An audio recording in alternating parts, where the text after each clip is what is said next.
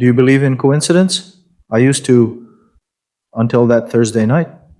My name is Rafael Ventura, investigative journalist for over 20 years, and this is the last story I should have never told. That night, all I wanted was silence. After an exhausting day in the newsroom covering yet another unresolved corruption case, all I wanted was to get home, take a shower, and sleep. But when I walked into my apartment, something was on the floor, right at the entrance. An envelope, crumpled, wet, no sender, no stamp, just my name, handwritten in shaky letters, as if someone had used charcoal or a pen running out of ink. There was no doorbell, no footsteps, no neighbor passing by, just that envelope, waiting for me. I thought it was a prank, weird ad or a mistake. But the moment I touched it, a chill ran down my spine. The paper was damp, cold, as if it had been left there recently under the rain. Inside the envelope there were 3 items: an old yellowed newspaper clipping, a cassette tape, and a small note written in faded red ink. The note said only one thing: he's still there. The newspaper clipping was dated September 24th, 1998. The headline read, "Teen disappears after entering forest near deactivated military base." The boy's name? Eduardo Rangel, 17 years old. According to the article, Eduardo entered a forest near a military base in the countryside of São Paulo and was never seen again. The town? Ramalho? I had never heard of it. His body was never found. The case was closed due to lack of evidence. No concrete leads, no suspects. Just a missing boy and silence. But what really got to me wasn't the article. It was the tape. Yes, a cassette tape, old, worn. I still had an old recorder stored away for analog interviews. I put the tape in and hit play. Static. Then after a few seconds, heavy breathing. Then a voice. They know. They know. Don't look back. Don't look. The voice was weak, scared. It sounded like a teenager, and it repeated the same phrase over and over for more than a minute. Then, silence. Deep. Unsettling. As if someone or something was waiting on the other end of the tape. I stopped the recording. For a moment I thought about throwing everything away. But something stopped me. That phrase wouldn't leave my head. He's still there. Who sent this to me? How did they know my name? And why now? More than 2 decades later, I returned to the envelope, checked the inside more carefully, and found something hidden in the bottom, a folded photograph, a blurry image, likely taken with an analog camera. In it, a teenager stood in front of a forest, probably Eduardo. But what really froze me was the lower right corner of the photo. There, partially covered by the shadow of the trees, stood a man, still, motionless, wearing a gray suit, his face completely obscured, no eyes, no expression. But I swear, he was staring right at me. I went to the computer, searched everything I could. Eduardo Rangel, Ramalho Town, 1998 disappearance, nothing. No articles online, no police files, no mention in missing persons databases. It was like Eduardo had never existed. But the newspaper was in my hands, the tape too, the photo, and the note. All of it was real, and now Eduardo was real too, at least to me. I looked at my old camera, the one I used for personal recordings, and turned it on. Something inside told me I needed to document everything. I started recording. If you're watching this, maybe I've already gone too far. Tomorrow I'm going to Ramalho, and I'll find out what happened to Eduardo Rangel. If I don't come back, let this tape tell the rest. I turned off the camera, looked at the tape one more time, put it in my coat pocket, turned off the lights in my apartment. That night, the rain didn't stop falling, and neither did my thoughts. I arrived in Ramalho just after 2 in the afternoon, a small, almost forgotten town, lost in the heart of São Paulo's countryside. It wasn't on any official map. I had to follow dirt roads and handwritten directions given by a gas station clerk who looked at me as if I were going somewhere I shouldn't. Ramalho had one main street, a few abandoned houses, an old church, and a small bar with no name. There was no police station, no hotel, not even a taxi. It felt frozen in time, like a place that didn't want to be remembered. I parked the car near the church and asked a man sweeping the sidewalk about Eduardo Rangel. His eyes widened. He didn't say a word, just pointed toward the woods beyond the hills. Then he walked away quickly, as if just mentioning that name had summoned something. I followed the direction he had pointed. About 20 minutes on foot. Dusty road. No sounds. Not even birds. Only the wind and my own footsteps. At the edge of the forest there was a wooden sign, broken and half covered by moss. What was once written there had faded, but I could still read two words: military zone. The fence that once protected the area had collapsed in several places. I stepped over one of the fallen sections and entered the forest. That's when everything changed. The air inside was heavier, dense. The smell of humidity and decay was overwhelming. The light barely passed through the tall trees. Each step felt like entering somewhere sacred or cursed. I started recording with my voice recorder. This is Rafael Ventura, inside the forest of Ramalho, the exact area where, according to the newspaper clipping, Eduardo Rangel disappeared on September 23, 1998. I moved deeper into the woods. After 10 minutes of walking, I found something. A tree with strange carvings, dozens of symbols, circles, lines, repeated patterns, and 3 letters, deeply carved into the trunk: X, 3, 2, 10, 3, 2. I didn't understand at first, but I recorded everything. Then I noticed a shallow hole in the ground right beside the tree. I dug it up with my hands. It was soft, like someone had opened it recently. Inside, wrapped in a plastic bag, was a notebook, a journal. I opened it carefully. The pages were wet, but the ink was still visible. The first page read, "Property of Eduardo Rangel." My hands trembled. Inside, Eduardo had written almost daily. He talked about the dreams, about hearing voices that weren't his, about lights he saw in the sky when no one else did, about a man in a gray suit who stood at the corner of his street every night. The last entry was short. "They came again last night." I followed the voice this time. "Tomorrow, I'll go into the forest. I think they're waiting for me." At that moment, I heard a sound behind me. A branch breaking. I turned quickly. Nothing. Only the silence, watching me. I packed the notebook, turned off the recorder, and left the forest. But as I stepped outside, I noticed something carved on the wooden sign I hadn't seen before, in fresh cuts. "You're part of it now." Rafael returned home that night with a pale face and a racing heart.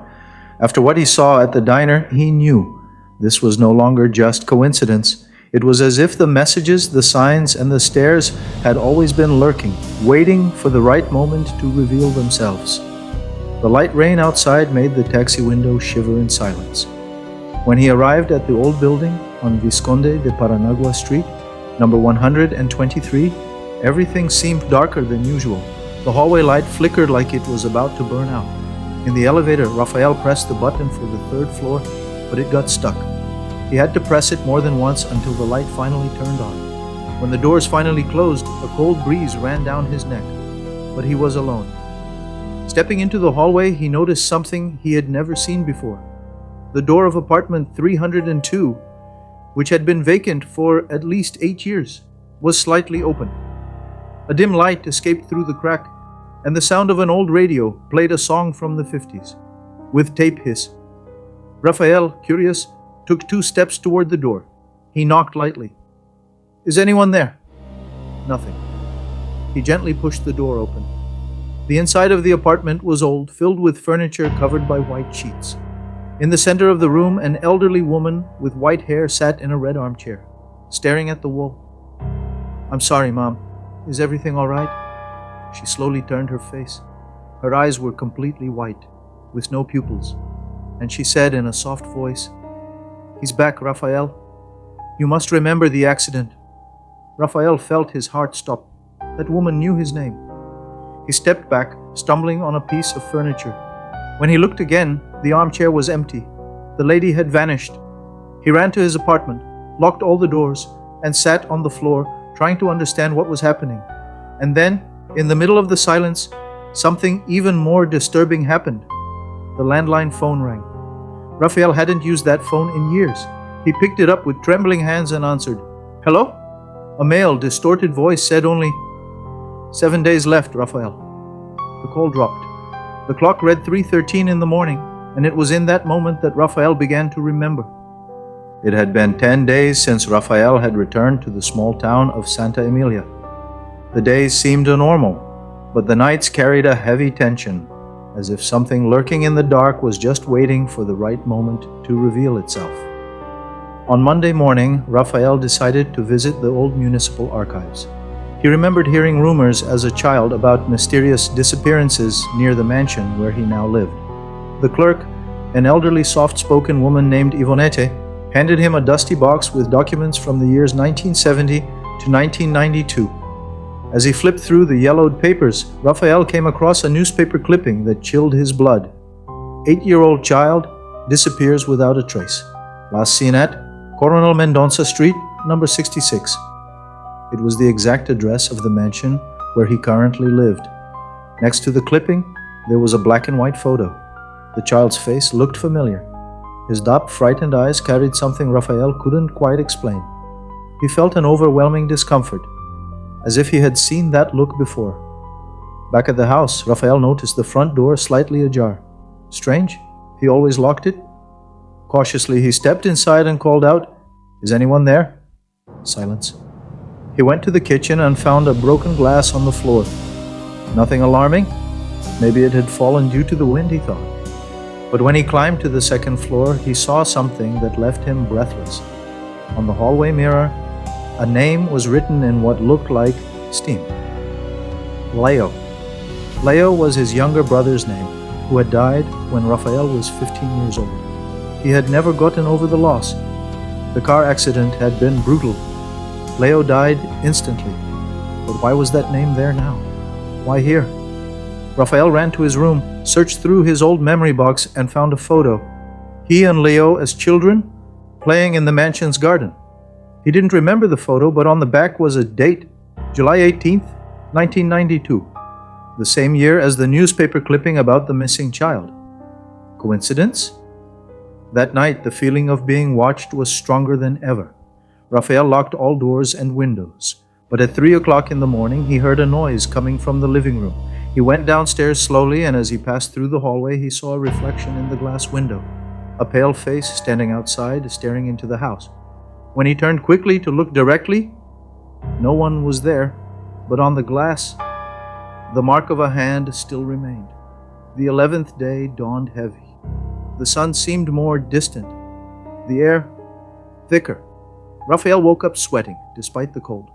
For the first time since the voice's message, he didn't want to get out of bed. He looked around the room and noticed something had changed. The walls seemed darker, as if they were absorbing the light. The digital clock next to the bed was frozen at 3:33 a.m. He tried restarting it, changing the batteries, messing with the wires. Nothing worked. When he finally stood up, Raphael felt like he was being watched. The sensation was constant, disturbing, almost physical. He started to wonder if someone else was in the house. He spent the whole day in silence. No calls, no messages, not even a sound from the street. The world outside seemed shut off. He looked out the window, and for the first time felt that nothing made sense anymore. But it was that night that everything changed. While trying to fall asleep, Raphael heard a whisper coming from inside the wall, faint at first, like wind rustling. But gradually the voice became clearer, and it said only one thing, over and over, "You already know who I am." He jumped out of bed, turned on every light in the house, checked every room, looked under the bed. Nothing. But the whisper persisted. "You already know who I am." That night, Raphael didn't sleep. He sat on the living room floor, staring at the wall where the voice seemed to be born. The hours passed slowly. 3, 4, 5 a.m. The clock still frozen, the whisper still there.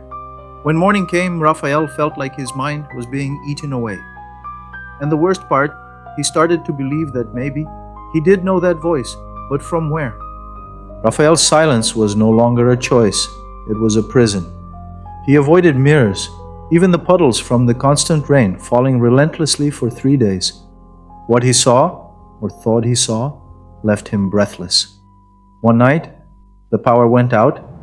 He grabbed his phone's flashlight and walked through the corridor toward the kitchen. But as he passed the hallway mirror, his reflection didn't move with him. He froze. Slowly, he turned his eyes toward the mirror. His reflection was still there, but standing still, staring back with a faint, twisted smile. A smile Raphael would never make. Frightened, he stepped back. The reflection also stepped back a second later. There was a delay, as if that was no longer him. That night, he slept on the couch, avoiding the mirror. When he woke up, a message was scribbled on his arm in black ink. 2 days left, Raphael. He had no memory of writing it. Raphael hadn't left the house for nearly a week. Food was running out, thirst was constant, and the sense of being watched was stronger than ever. The TV turned on by itself. The doorbell rang with no one there. Picture frames fell off the walls, and once he saw his own silhouette crossing the hallway while he was frozen in the living room. That night, he faced the mirror. He stared, and the reflection slowly smiled back. But something was off. The reflection blinked with its right eye. Raphael had blinked with his left. He stepped back, trembling. The reflection did not move. Then he understood. It was no longer a reflection. It was a presence. The clock struck midnight. It was the 8th day. Or maybe the first of a new era. Raphael stood at the same place where it had all begun, the old barn. The wind howled through the wooden cracks, and the darkness felt more alive than ever. He carried a notebook filled with scribbled voices, dates, sounds, and visions he had recorded since the day of the warning. His face was pale, but his eyes were clear. Suddenly, the same voice that had followed him throughout the journey returned. But this time, it wasn't just a voice, it was a presence. The barn doors slammed shut on their own. The lights Raphael had brought began to fail one by one, until only the sound of his pounding heart remained. Then the voice spoke. You never understood, Raphael. It was never about the world outside. He fell to his knees. It was always about you, your soul, what you've carried since childhood, the choices you made, the silence you kept. Images began to float around him like projections. His childhood, the disappearance of his father, his mother crying, the breakdowns he thought were healed, and then the world you feared would end has already ended. You're only now waking up, Raphael screamed. But this time it wasn't a scream of fear, it was of release. The barn's wooden planks started to peel away. A bright light filled everything. Raphael collapsed. When he opened his eyes, he was lying on the floor of his home, as if it had all been a dream. But there were marks on his arms, and beside him, on the ground, the notebook was real.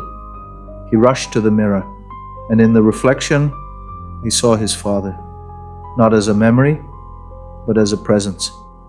The voice returned one last time. Now you understand, the countdown wasn't to the end. It was the time you needed to wake up. The end.